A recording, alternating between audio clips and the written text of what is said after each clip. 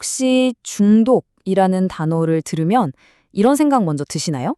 아, 저 사람은 의지가 약하구나. 근데요, 만약에 이 중독이라는 게 개인의 의지나 도덕성 문제가 아니라고 한다면 어떨까요? 오늘 우리가 왜 중독에 빠지는지 그 진짜 이유에 대해 완전히 새로운 시각을 한번 열어보려고 합니다. 이거 정말 중요한 질문이죠. 왜 똑같은 약물이나 환경에 노출돼도 어떤 사람은 정말 깊이 빠져들고 또 어떤 사람은 그렇지 않을까요? 대체 그 차이가 어디서 오는 걸까요? 지금까지 우리는요, 그 답이 약물 자체에 있다고 그렇게 믿어왔어요. 그러니까 약물 속에 우리의 뇌를 그냥 단번에 확 휘어잡는 아주 강력한 화학적 갈고리 같은 게 있어서 한번 맛보기만 하면 누구든 헤어나올 수 없다. 이런 생각이죠. 이 이론에 따르면요, 약물이 우리 몸에 들어오면 뇌랑 신체가 그 화학물질에 완전히 의존하게 되는 거예요. 그러다가 공급이 탁 끊기면 그 끔찍한 금단 증상 때문에 다시 약물을 찾게 된다는 거죠. 물론 이런 신체적인 의존 분명히 있습니다. 근데요, 과연 그게 중독의 전부일까요? 만약에 이 화학적인 설명이 이 거대한 그림의 정말 아주 작은 작은 조각일 뿐이라면 어떨까요? 우리가 지금까지 중독의 본질을 완전히 잘못 이해하고 있었던 거라면요? 아주 흥미로운 발레가 하나 있습니다. 한번 생각해 보세요. 병원에서 큰 수술을 받고 나서 엄청나게 아픈 환자들 있잖아요. 의사들은 이 환자들한테 디아모르핀이라는 걸 며칠 혹은 몇 주씩 투여하거든요. 근데 이 디아모르핀이 뭐냐면요. 사실 길거리에서 파는 헤로인보다 훨씬 순도 높은 의료용 헤로인이에요. 자, 화학적 갈고리 이론이 맞다면 이 엄청 센 약물을 맞은 환자들은 전부 중독자가 되어야 맞잖아요? 근데 현실은 완전 정반대입니다. 이분들 중에 중독으로 이어지는 경우는 거의 없어요. 실제로 여러분 할머니께서 고관절 수술 받으시고 갑자기 마약 중독자가 돼서 퇴원하시진 않았잖아요. 그쵸? 뭔가 설명이 더 필요해 보입니다. 자, 이 거대한 모순을 풀 실마리가요, 아주 작은 동물 실험에서 시작됐습니다. 이 이야기는 중독에 대한 우리의 생각을 정말 뿌리부터 뒤흔들어 놓았죠. 20세기 초에 행해졌던 아주 고전적인 실험이 하나 있었어요. 쥐 한 마리를요, 정말 아무것도 없는 텅 빈 우리에 혼자 딱 가둬두고 물병 2개를 줬습니다. 하나는 그냥 깨끗한 물, 다른 하나는 헤로인을 탄 물이었죠. 결과는 정말 비극적이었습니다. 외롭고 할 일도 없던 그 쥐는요, 거의 예외 없이 헤로인물에 집착했어요. 그리고 결국 과다 복용으로 스스로를 파멸로 이끌었죠. 이 실험 결과 때문에 오랫동안 사람들은 마약은 정말 거부할 수 없는 유혹이구나, 이렇게 믿게 된 강력한 증거가 됐습니다. 수십 년이 지난 1970년대 심리학자 브루스 알렉산더 교수가 이 실험에 아주 근본적인 의문을 던집니다. 잠깐만요. 우리가 지금 쥐를 끔찍하게 고립된 환경에 몰아넣고 있는 거 아닌가요? 만약에 진짜 문제는 약물이 아니라 이 텅 빈 우리 그 자체라면요? 그래서 알렉산더 교수는 완전히 새로운 환경, 바로 쥐 공원, 레드파크라는 걸 만들었습니다. 와, 그곳은 정말 쥐들의 천국이었어요.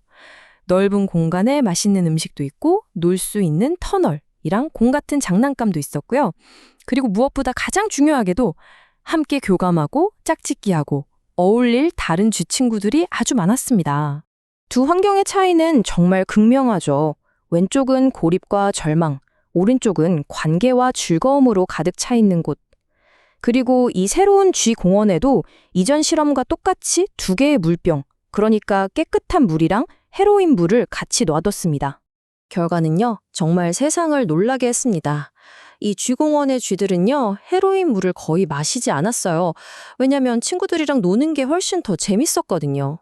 고립된 우리에서 거의 100%에 달했던 과다 복용 사망률이 이 행복한 환경에서는, 놀라지 마세요, 0%로 떨어졌습니다. 단 한 마리도 죽지 않은 거죠. 그래도 그건 그냥 쥐 이야기일 뿐이잖아요, 라고 생각하실 수도 있어요. 그쵸? 하지만 정말 놀랍게도 이 쥐 공원의 원리가 우리 인간에게도 그대로 적용된다는 걸 보여준 거대한 실제 사건이 있었습니다. 바로 베트남 전쟁입니다. 당시에 베트남에 파병됐던 미군 병사들 중에 무려 20%가 엄청난 양의 헤로인을 사용하고 있었어요. 생각해보세요. 죽음의 공포가 가득한 끔찍한 전쟁터.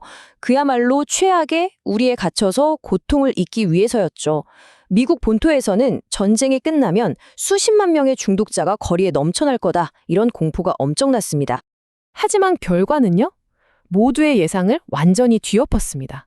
전쟁이 끝나고 집으로 돌아온 병사들을 추적 조사를 해봤더니 그들 중 95%가 별다른 치료도 없이 그냥 헤로인을 끊었어요. 왜 그랬을까요? 그들은 지옥 같던 그 우리를 떠나서 사랑하는 가족과 친구 그리고 직장과 미래가 있는 자기 자신만의 공원으로 돌아왔기 때문입니다. 이 모든 이야기가 가리키는 진실은 딱 하나입니다.